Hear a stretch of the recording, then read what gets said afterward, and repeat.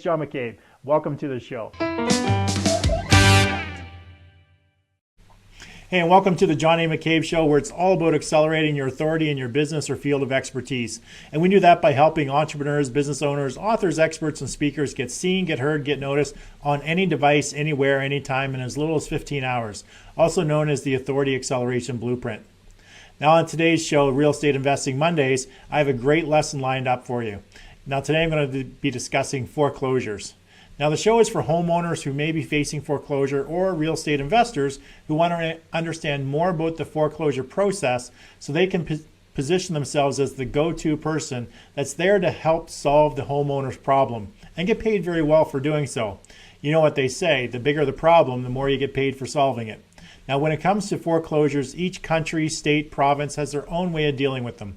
Today I'm going to be discussing how they're dealt with in Canada, and hopefully in an upcoming episode I'll have the opportunity to discuss how they're actually dealt in the U.S. Now, the key for any homeowner when it comes to being faced with foreclosure is that they really need to understand that there's actually only one way to put a stop to the process. Now, during today's show, I'll share with you what that one and only thing is that puts an end to the foreclosure.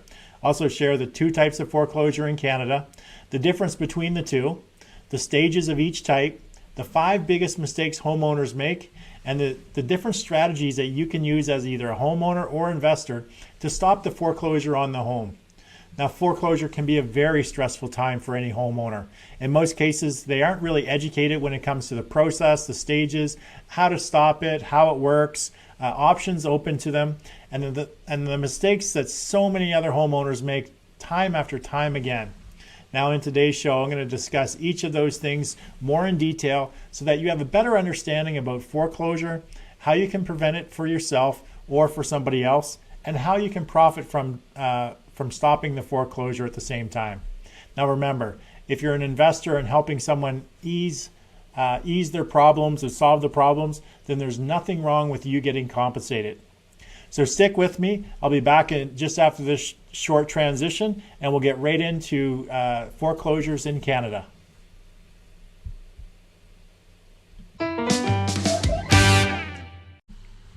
Hey guys, and thanks for joining me today. If you're a homeowner, full-time or part-time real estate investor, brand new or veteran, then today's show is for you. Now, as a real estate investor myself, I've spent more time than I care to think about sitting at the kitchen table of a homeowner who's facing one of the biggest stressful times of their life when they're facing foreclosure. Now, sometimes I can help the homeowner, but there have been many times when I cannot because they just let the process go too long and there just wasn't anything that I could do in the short amount of time that we had before the courts took over their home. Now, there are other times when the homeowner just refuses to see the reality of the situation and holds out hope that they're going to win the lottery or that this is all going to go away. Now, sadly, I've been called back by some of the homeowners just before the bank takes over the home asking me for help again. And if my offer still stands. Unfortunately, because of their delay, I'm unable to help them in the remaining time that's left. Now, in today's show, I'm going to be going through the information all homeowners, investors needs to know when it comes to foreclosures and how to stop foreclosures. Now, if you haven't done so already, be sure to like, love, share this video with your friends, leave some comments, ask questions, and feel free to interact as this is meant to be a participation workshop session. And I just want to give some quick shout outs to some people that have joined me already. I see Shirley Ann's on. That's my mom for all of you who don't know. Welcome, Mom. Mohammed's on, and Joey Ragona. I see Joey's on as well. So big shout out to everybody. And if you just joined us today, we're talking about foreclosures.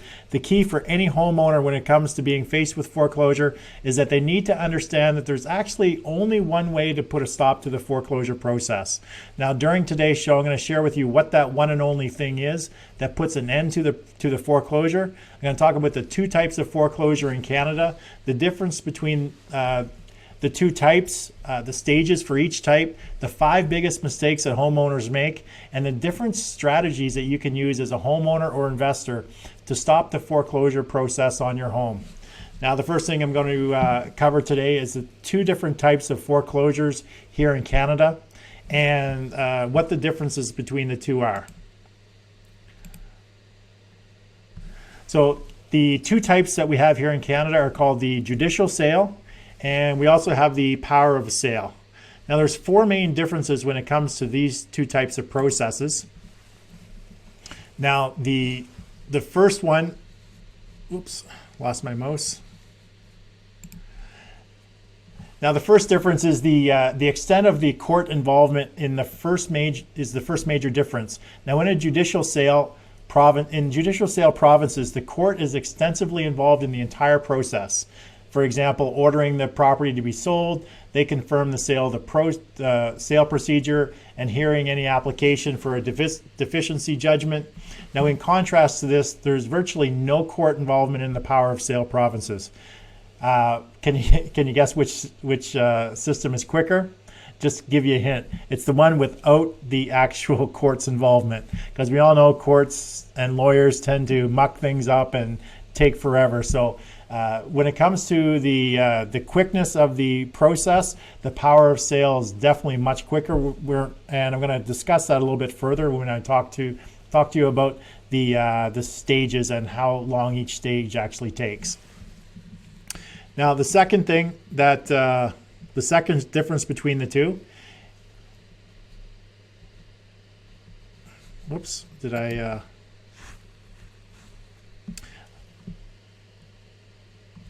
Sorry, I lost my place here. Just hold me. I skipped ahead on the PowerPoint slide. So I'm just going to catch up. So the second thing is the instigation of the proceedings. Now, the way in which foreclosure process is started in the power of sale provinces is simply by way of sending a notice to the borrower and current owner of the property. This notice starts the process. Now, in contrast, the judicial sale provinces start the process by way of a lawsuit against the borrower and all who may be liable. And this is typically called the statement of claims, which is what starts the actual process. Now, when it comes to the cost of these proceedings, it's much more costly to do the judicial sale than it is the power of sale. Now, the third difference is the method used to seek a deficiency judgment. Now, in judicial sale provinces, the deficiency judgment action is started as part of the main action, or suing of the borrower via the initial lawsuit. Now, in a power of sale provinces, a lender seeking a deficiency judgment must start an action against the borrower after the property has been sold. So even if you lose your house, if there isn't enough equity to cover all the costs, you still may lose your shirt as well. Now,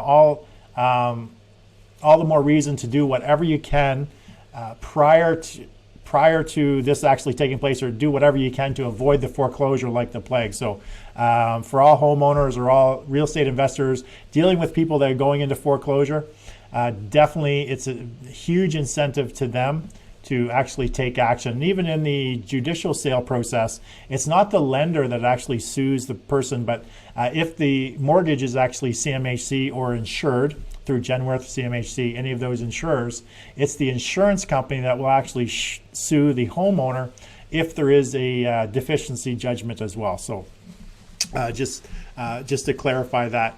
And the fourth difference between the two are the time frames. Now, the judicial sale process usually can take up to 6 months or so before it's all over. I've seen some go even longer. I've seen redemption periods of 6 months, and I've seen them take upwards of 12 months for the whole process to complete. It really, a lot of times it'll depend on the amount of equity that's in the home.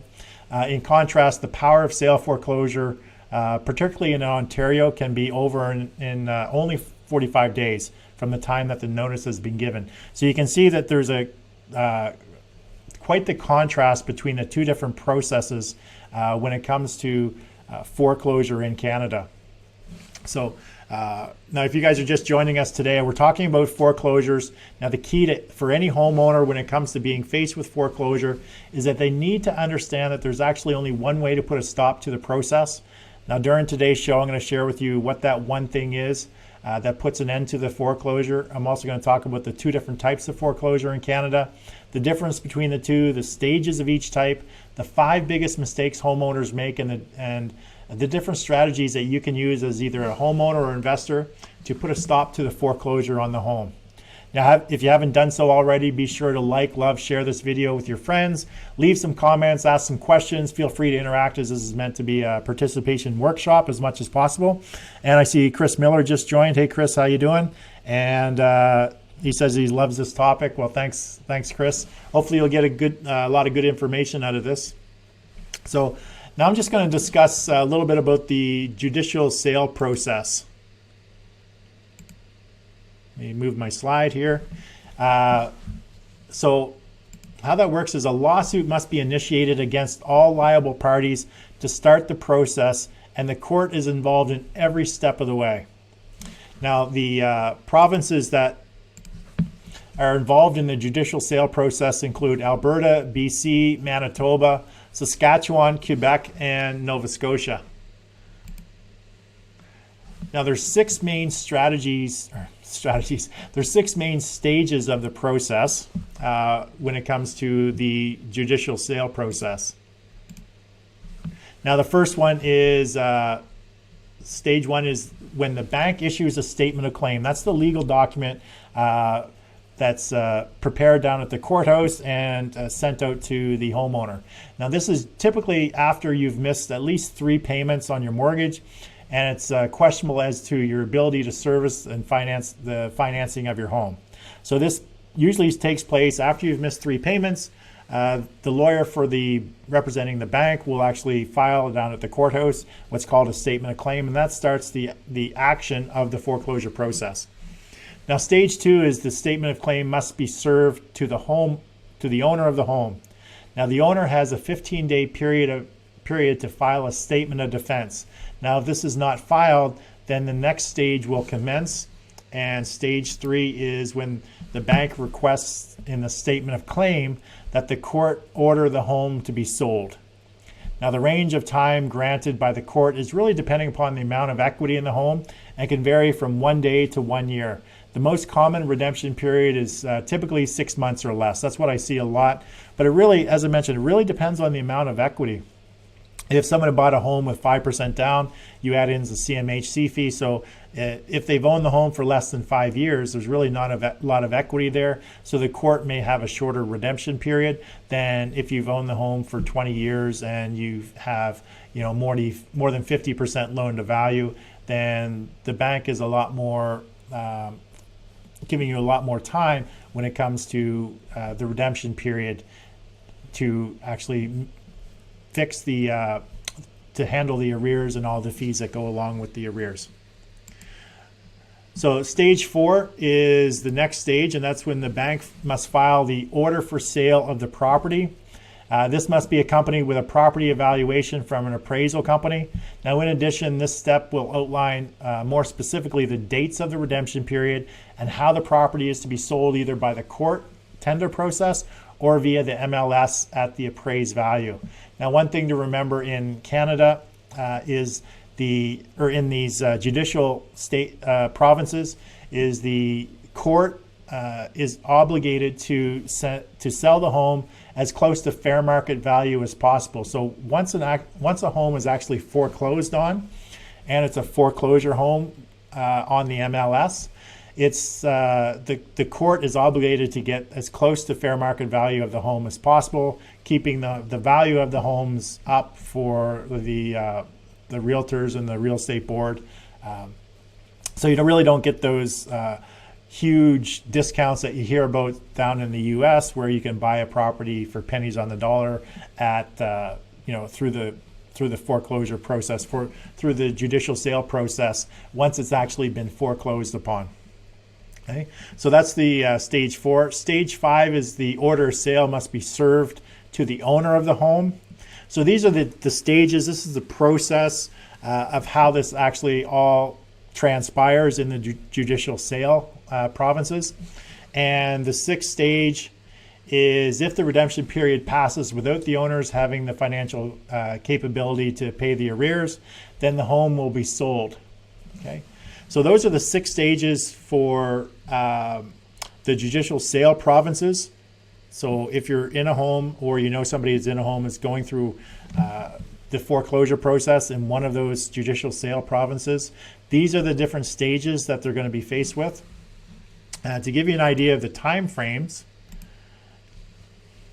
especially for investors, what's most important is prior to the statement of claim being filed, typically you have up to 90 to 100 days. So from the time you miss your first bank payment, remember you can miss up to 3 bank payments.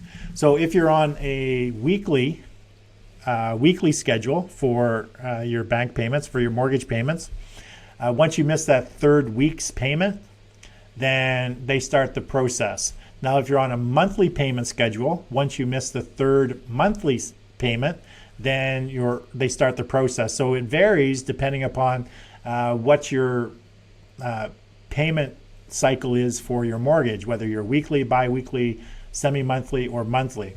So obviously, if you're monthly, it gives you a lot more time to take action prior to the statement of claim. If you're weekly, within 3 weeks, if you miss 3 weeks worth of payments, then the court's actually going to take action. So typically it's after 3 missed payments, not 3 months.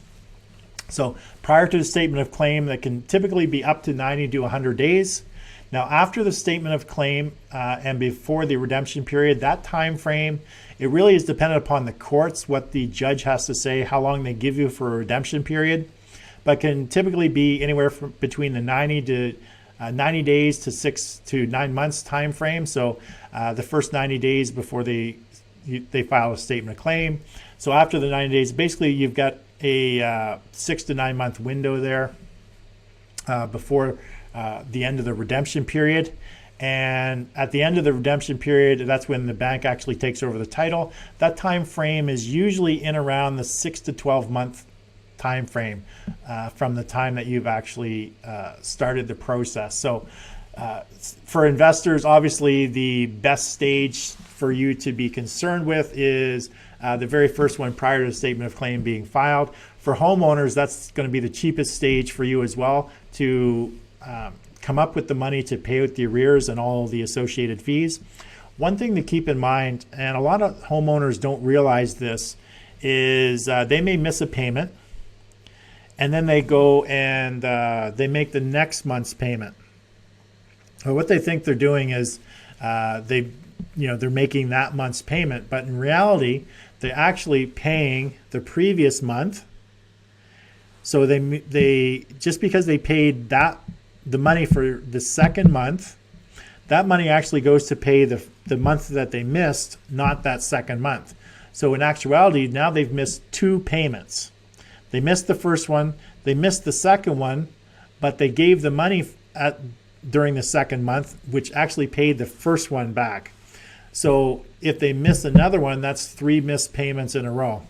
So, which means that they're still in arrears. There's still payments that are in arrears and fees are accumulating. So they've not actually caught it up to date. So that's something to remember and keep in mind when it comes to sort of trying to get, as a homeowner, trying to get out of this situation. Now, profit potential, if you're a real estate investor, profit potential and the time frames for dealing with the homeowners facing foreclosure and the judicial sale. So prior to the statement of claim being filed, so that's within the first 75 to 90 days. If they've just missed a couple of payments at the bank, maybe they just received the notice from the bank as to, the demand notice, catch up your payments, before we take further action, which is filing for foreclosure. This is the place where, as a real estate investor, you have the highest profit potential. And it's the least amount of competition because really nobody knows that the homeowner is going through this process. So it's not registered anywhere in the courts yet. The only people that actually know are the homeowners themselves. And typically they're not out telling everybody that they're in this situation. So what they'll do is a lot of times they'll actually start their searching online to find out how they can fix the problem, how they can fix the situation, because they don't want the home to get foreclosed on. So they're doing all kinds of things, and we'll talk about a little bit later on, we'll talk about the 5 biggest mistakes that they're making. Generally at this point in time when they're stressed out, they don't want to, they don't want the lender to actually start the foreclosure process. So there's a lot of emotion, there's a lot of things, and there's a lot of mistakes that they're actually making. Now, the second most profitable time frame is prior to the final notice of the foreclosure, which is typically the 6 to 9 months. This is when prior to the end of the redemption period. Now, it's possible to make a profit, depends on the amount of equity in the home, and there's a lot more competition because it's now public record.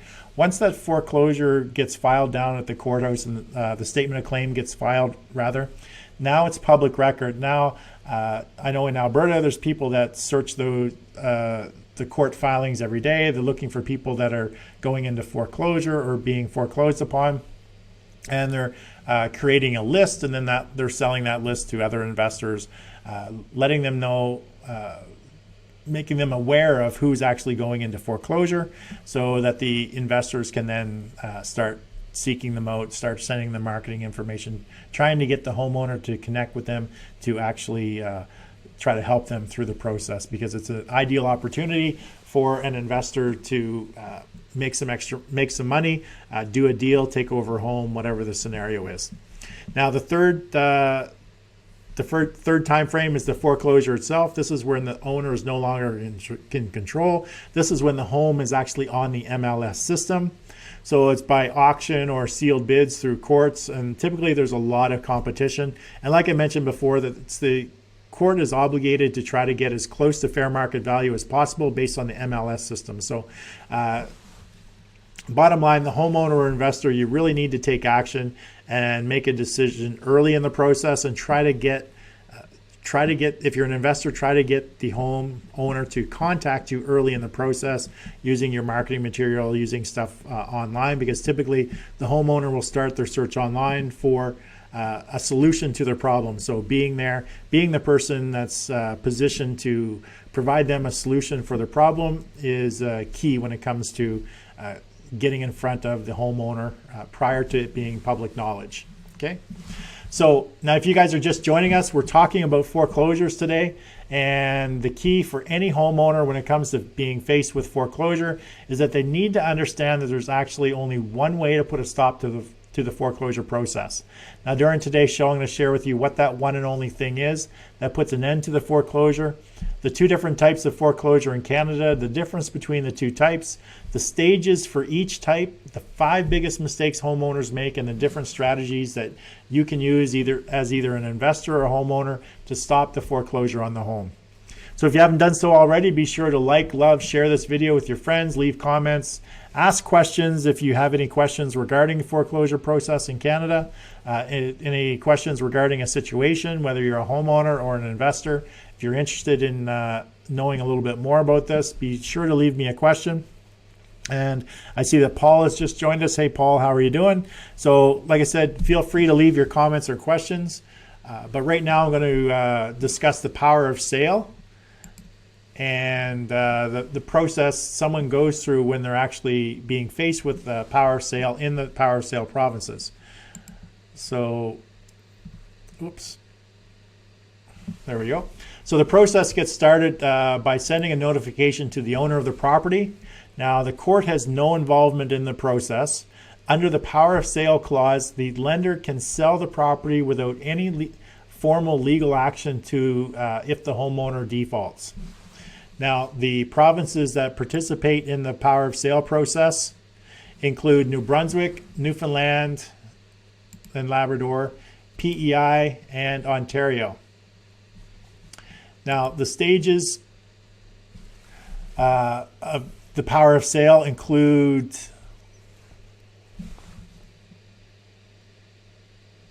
there we go. The default must be at least 15 days, so 15 days with default in the payments. Now, the owner must be notified in writing of the bank's intention to exercise the right of the power of sale. Now, the owner is then given 35 days from notice to pay up all the overdue payments. Now, if it's not paid, the lender sues for possession. Now, once possession is transferred, the property can legally be sold under the power of sale. Now, if the purchaser of the property under the power of sale gets clear title, if the proceeds don't cover the debt owned, the owner can be sued for the difference.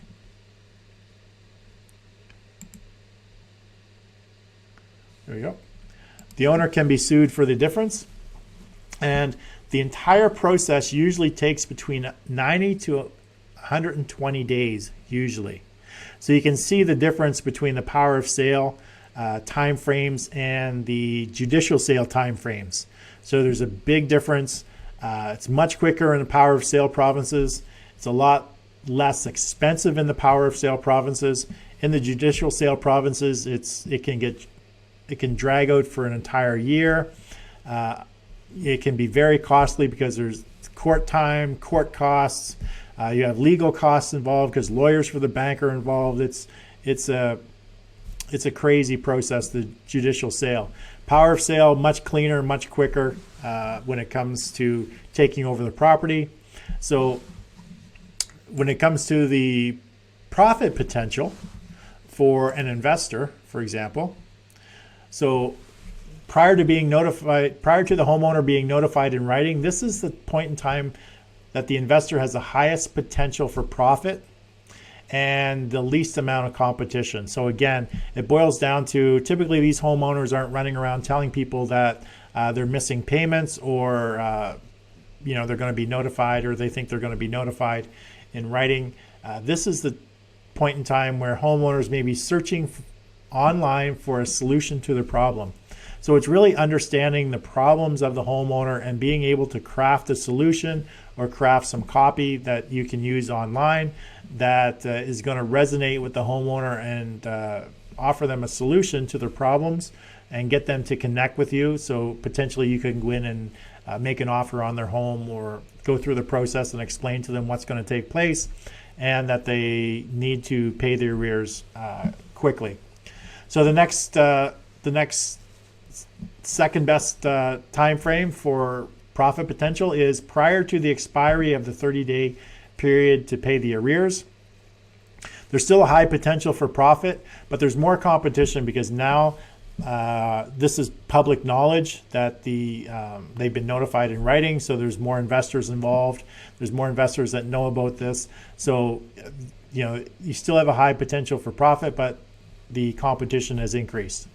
Now the next one is prior to the lender suing for possession, because it's possible to still make a profit, and it really depends on the amount of equity. And the more there's definitely more competition since, again, it's still public record. And the final one is possession has been transferred. Now this is the owner is no longer in control. So here there's lots of competition. This is where they're selling it on the MLS or the open market or judicial sale. Sorry, not judicial sale, but an auction.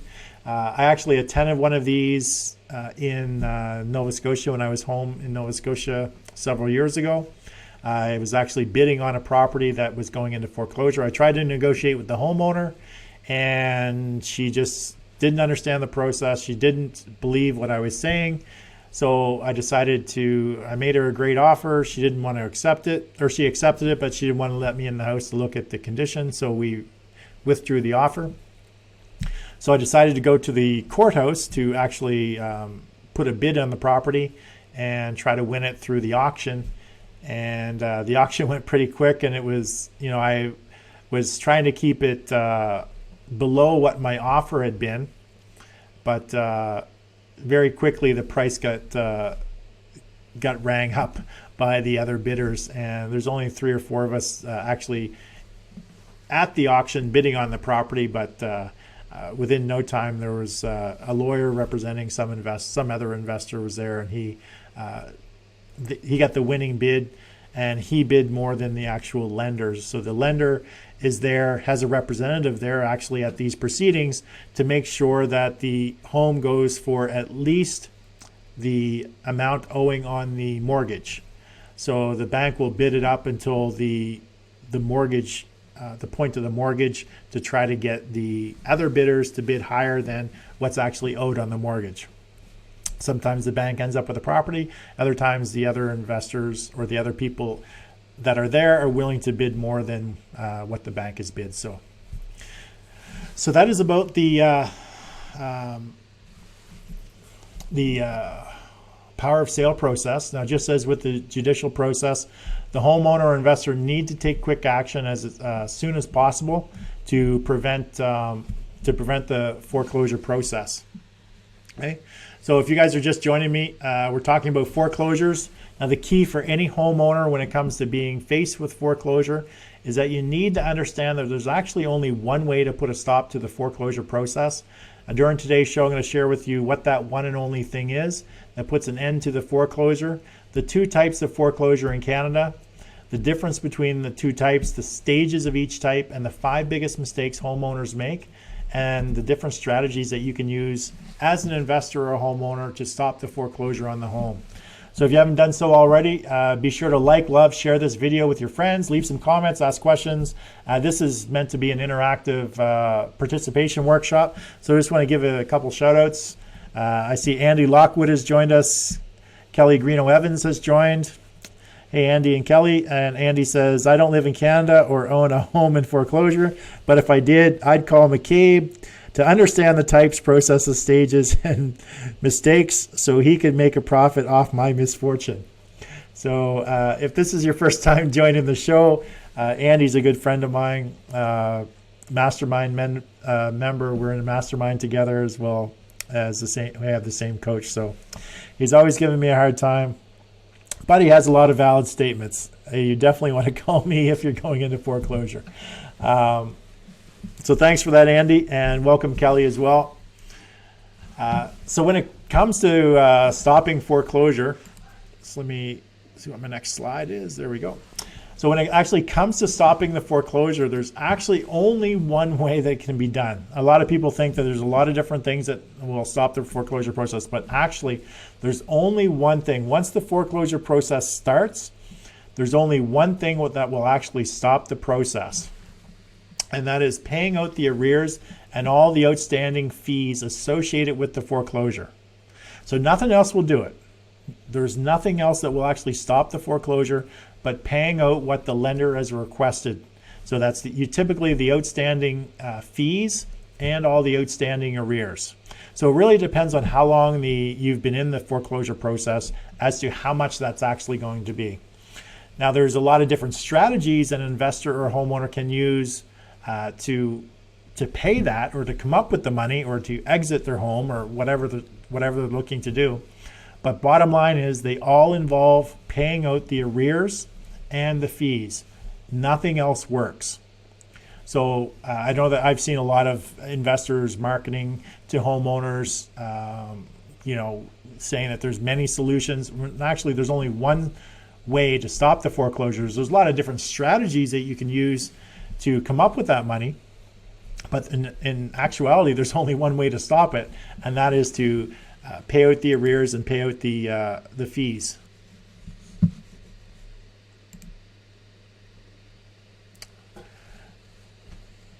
Just move forward. A little behind on my PowerPoint. So so pay out the arrears that need to be paid out. Now, the earlier in the foreclosure stage that the homeowner contacts you, if you're an investor, the less money that actually needs to be paid back. So the homeowners need to be aware of this at the time, that really time is of the essence. So if they're served with a foreclosure notice or a statement of claim, then time is literally of the essence, and they really need to be aware of that, which a lot of homeowners they're not aware of. They think they have all the time in the world, and the next thing they know, they're losing their home, they're getting kicked out, and basically they're going to have to pay the bank any deficiencies. So it's very important that homeowners understand this, and that they actually make a decisive action, make a decision very quickly, and act extremely quickly. Make that decisive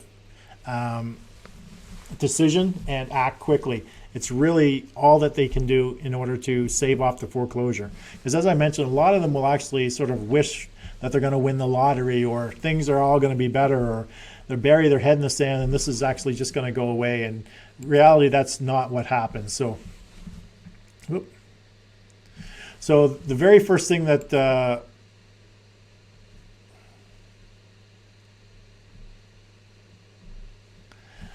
an investor needs to do is gather the information. So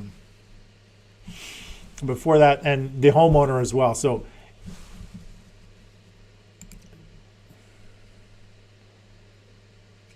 Sorry, I'm just taking, sorry,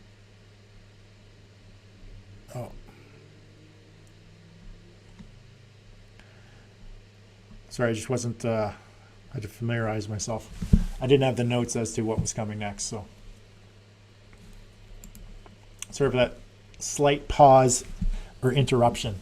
So the earlier the foreclosure stage, they need to contribute the less money that needs to be paid back. So homeowners need to be aware the time is of the essence. Now there's things that a homeowner can do. Remember, there's only one thing that's going to stop the foreclosure process, and that's to pay out the arrears and the fees. So what can a homeowner do to pay out the arrears and the fees?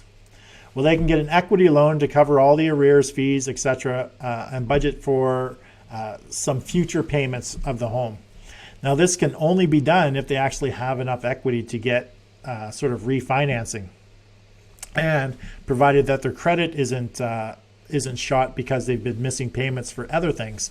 So, in Canada, if you owe more than 85% loan to value, typically you're not going to be able to get refinancing, or you have to go for a second mortgage or a third mortgage, depends on how many you have on it.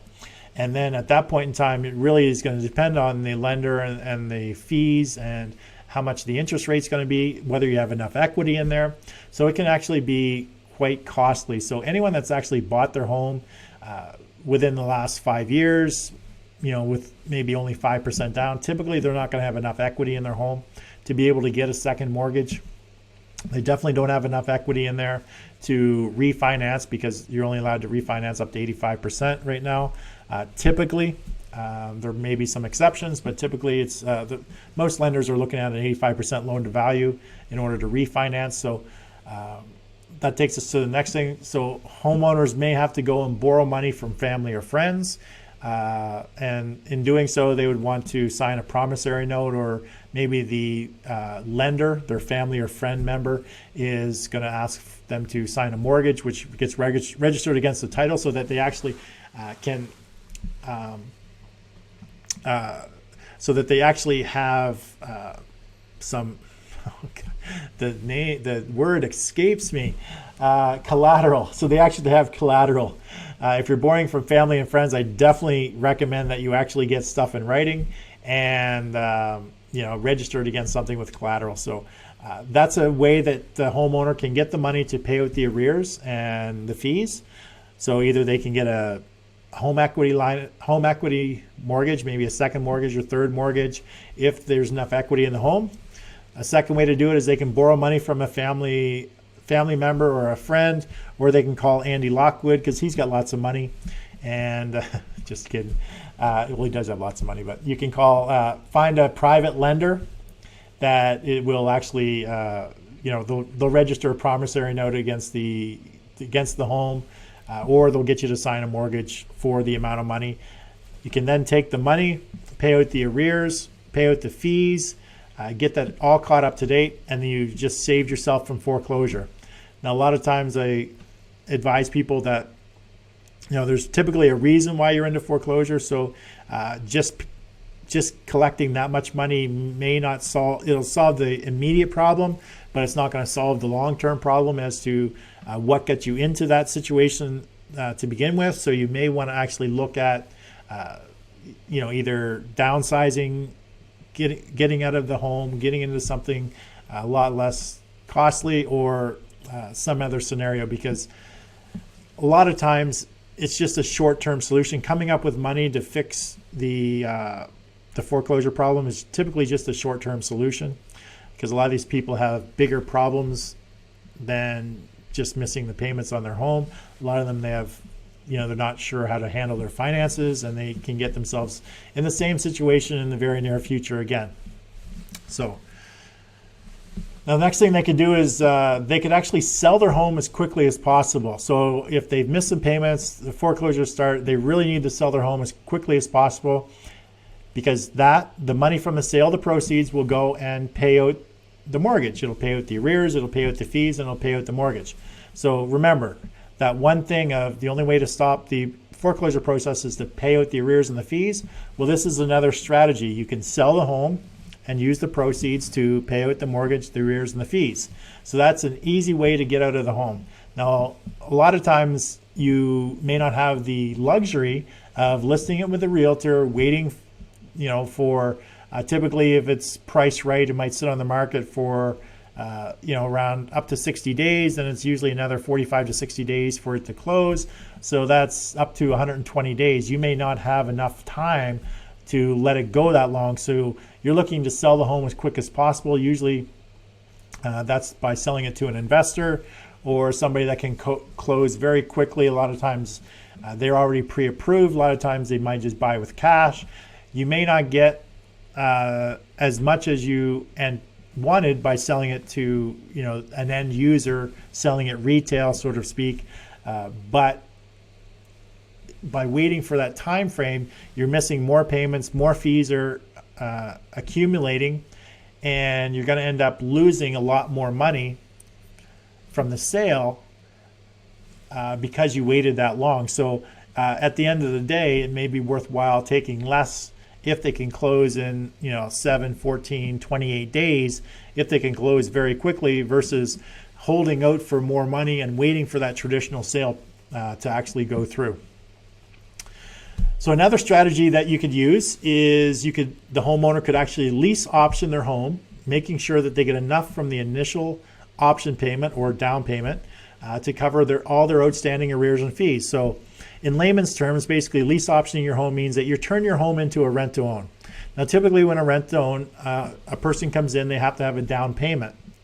And with the rent to own, if you're going to turn your home into a rent to own, you want to make sure that the down payment amount is going to cover all the arrears and the outstanding fees so that you get it caught up to date.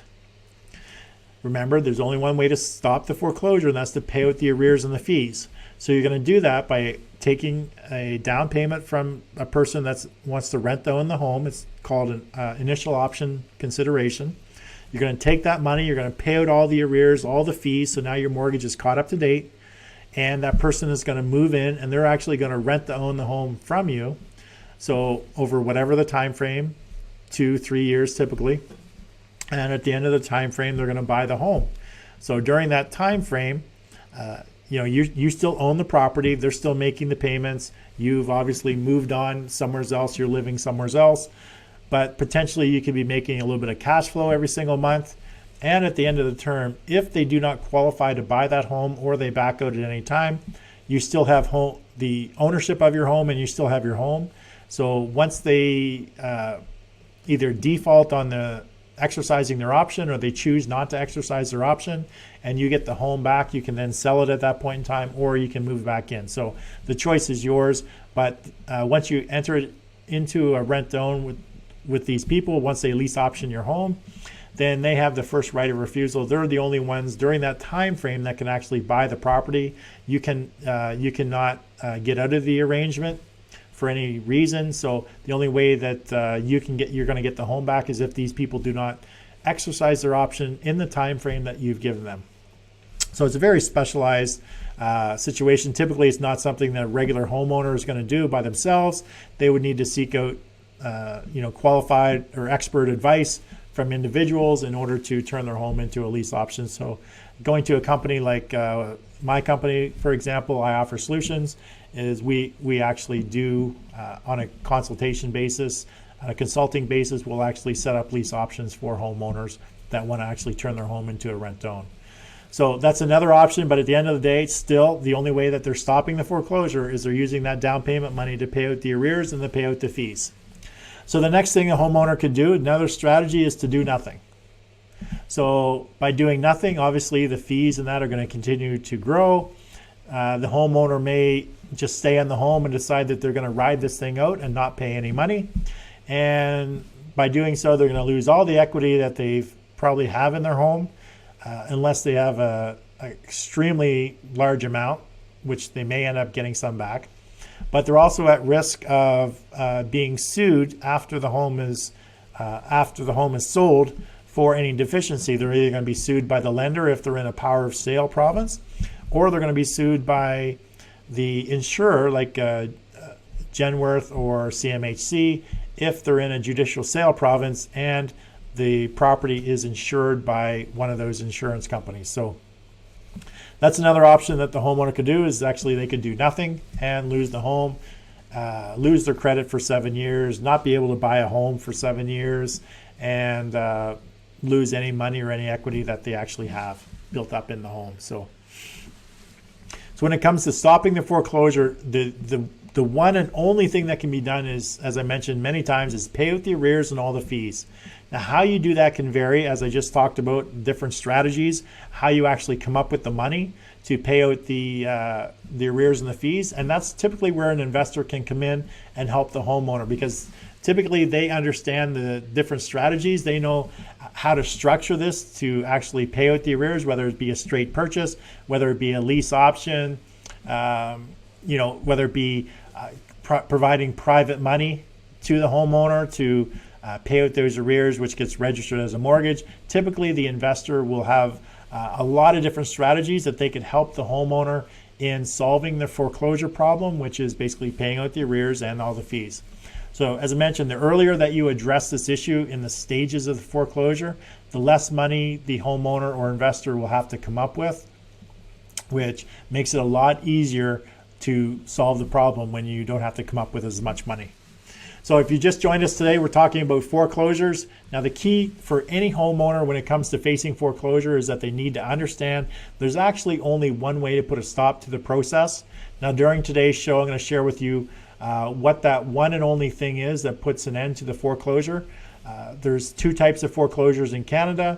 I'm going to talk about the differences between the two types, the different stages in each type, the 5 biggest mistakes homeowners make, and the different strategies that you can use as a homeowner or investor to stop the foreclosure on the home. So if you haven't done so already, be sure to like, love, share this video with your friends, leave a comment. If you have any questions, feel free to interact, as it's meant to be an interacting, participating workshop. And I see that Angel Peterson has just joined us. So welcome, Angel. Hope you get some value out of today's show. Now, as the owner, you have a very short window of time to stop the foreclosure. As I previously discussed in the stages of foreclosures, the time frame that you have to stop the foreclosure is very limited. And there's really, I've narrowed it down to the 5 big mistakes that homeowners end up making over and over and over that either cost them time, money, or eventually their home. So I'm going to talk about these 5 different mistakes that homeowners will make on a consistent, persistent basis, time after time after time, meeting homeowners at their kitchen table. I see this so often, and that they're making one or more of these mistakes on a regular basis.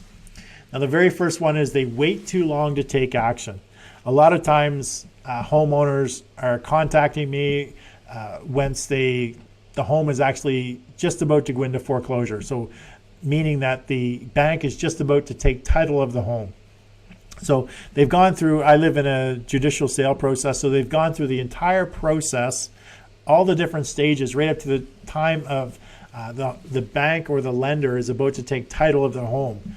So that's typically up to 9 months. So for 9 months, they've basically not solved their problem or reached out to anyone to solve their problem, or they did some other things, but they waited too long to actually take action. Now, the longer that you wait to take action, the more money you lose and the less help you're going to be able to find. Because the closer it gets to the bank taking over the title, typically it means there's more fees involved that have to be paid out, which means it eats into the equity. And it also means that there's less time to actually make something happen, because when it gets close to that time frame, now it's not all about just paying out the arrears. Now the bank actually wants the entire mortgage to be paid out, which means the only way to solve it is to pay out the arrears, the fees, and the mortgage, which means that the house has to be sold. There's no other way to do it. You either have to get the full amount of the entire mortgage fees and arrears, and that's the only way that it's going to be solved. Whereas if they would have taken action earlier, they could have got away with just paying out the arrears and the fees and not had to actually pay out the entire mortgage. So a lot of times, one of the biggest mistakes people make is they wait too long to actually take action, when even an investor, it's very difficult for an investor to actually help them out. Now, the second thing I see a lot from homeowners that actually contact me is they end up getting ripped off by someone claiming to be able to help them help them out with the foreclosure, stop the foreclosure, and these people actually ask them for money. So the homeowner ends up paying $1,000, $1,500, $2,000 to some company or some service that says, pay us this money and we'll help you stop the foreclosure process. And all they do is they give this similar advice as to what I give for free, meaning I educate the homeowner as to what's going to take place, what the strategies are, if there's equity there, what their solutions are, how potentially they could solve the problem. Remember, there's only one way to solve the problem, that's to pay out the arrears and the fees, but what strategies potentially they could use to solve the problem. And these companies are just ripping people off, giving them basically no help.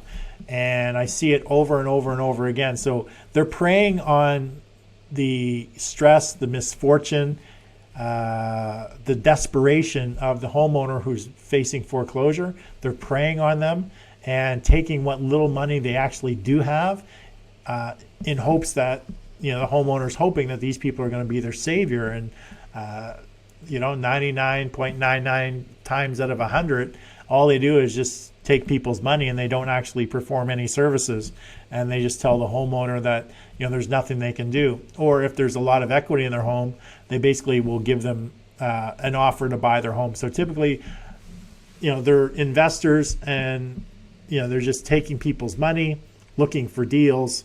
And if there's a good deal, meaning that there's a lot of equity in somebody's home, then they're coming in trying to swoop in and steal the person's home for basically next to nothing, offering them as little as possible, plus taking their $1,500 or $2,000. So a lot of people really get ripped off. I've talked to a lot of people who've paid companies that actually do this, and with no results. So that's a mistake that homeowners make on a regular basis. Now, the third thing is they bury their head in the sand and they think it's just going to go away. They wait till the very end when they're served their notice that they're actually being foreclosed on, or when they actually need to be evicted. So by then it's way too late. So they just ignore everything. They bury their head in the sand, hope it goes away, don't answer the phone, they don't answer the door, and all of a sudden one day the bailiff shows up and throws them out of the house and makes arrangements for them to come back and get their stuff. So don't make that mistake, because you're just going to end up losing money, losing time, and basically you're going to end up out of your home eventually. Now, the fourth thing is they think that the bank and the bank's lawyers are there to help them. They talk to their local banker, who tells them just to pay what they can, and they continually tell them, no, just make payments, pay whatever you can, pay whatever you can. Now, the homeowner typically will end up making payments, never really getting caught up, thinking that they're paying their mortgage, but really they're only paying the missed back payments or paying towards the arrears, but they end up missing their current payments. So they eventually are still going to get foreclosed on. Basically, the bank's strategy is try to get as much money out of the homeowner as humanly possible before they actually take over the title. So that's the fourth mistake the homeowners make, is they believe that the banks are their friends, and they just keep paying them, without actually realizing that if they don't pay it all in full, that the bank is still going to foreclose on them. So if they know that they can't pay it all in full within a very short period of time, they're better off paying nothing and taking action as to getting out of the home, selling it as soon as possible, or lease optioning it, and saving the money that they do have to move on to another place, because they're going to have to do that anyway. And the fifth and final thing is they end up regretting not doing something as soon as they miss their first couple of payments. So that's the biggest mistake that homeowners make, is they always come back to me, I wish I'd known about you, when I missed my first couple payments. I wish I'd known, about the process before I actually went through it. So So that's the fifth and final mistake, is they regret not doing anything, not taking action until it's way too late. So as a homeowner, don't make these 5 mistakes that so many others make. Now remember, there's only one way to stop the foreclosure, and by taking action early on in the process, you have a number of options available to you, a number of different ways that you can solve the problem. The longer you wait, the less options that you actually have. So I see that Chris Miller just left a comment, so I'm just going to read that quickly. Chris says, you're really offering great solutions to people in need. I'm proud to share your program with our friends. Kudos. Thanks, Chris. I really appreciate it. I'm not here promoting my program. I'm just here to educate to people that potentially might be going into foreclosure, or if they know somebody's going into foreclosure, to definitely educate themselves about the process, the different types of foreclosure, the different stages, and basically pound the one and only thing in their head that the only way to stop foreclosure is that they actually have to pay out the arrears and the fees. If they do not see a way to do that in the next 14 days, 28 days, if at the point in time when they're either miss the first couple of payments or they're served the statement of claim, if they do not see a clear exit strategy for themselves, meaning they can't come up with the money without winning the lottery, if they can't figure something out within the next 14 days, that they have to come to the conclusion that they need to get outside help. They need to find somebody that has that can help them with some strategies of either selling the home quickly, or and typically selling the home quickly means they're selling to an investor, and they're not selling it for top dollar. They're selling it at sort of a quick sale price. But in the long run, because they're selling it today quicker than they would be selling it 6 months from now, when the fees and the arrears are keep adding up, where they're holding out for that top dollar, but all the fees, the arrears, the lawyer's fees keep adding up and adding up and adding up. At the end of the day, they're netting less. They net less by waiting longer to get that top dollar. So for them to understand that is crucial. And for homeowners and investors to really understand this process is key. And but that's all the time that I have for today. Thanks for joining me on Real Estate Investing Monday. I want to, for showing up, for sharing your comments, for coming along with me. So I just wanted to thank you, and hopefully you got a lot of value. Be sure to share this with your friends, any colleagues, anyone you might know who either is an investor or even if they're a homeowner. There's a lot of good information in here, especially in these troubling times when a lot of people are out of work. They potentially are things are very tight. They potentially could be missing some payments. So this is some valuable information as to the strategies, the processes, the procedures, the stages. And remember, there's only one way that you can stop a foreclosure, and that's to pay out the arrears and the fees. Nothing else works. It's just a matter of coming up with a strategy of how you're going to get that money to pay out those arrears. So stick with me I'll be right back with today's closing remarks. But I want to thank you very much for joining me on today's show. And I look forward to seeing you on tomorrow's show. But just stick with me. I have some closing remarks for today's show. Thank you.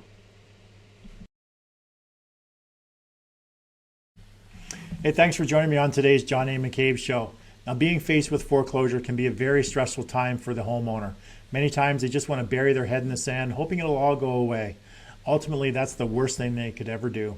Now, if you're facing foreclosure, or you know of somebody facing foreclosure, the best advice that I can give you right now is to act now to stop the foreclosure.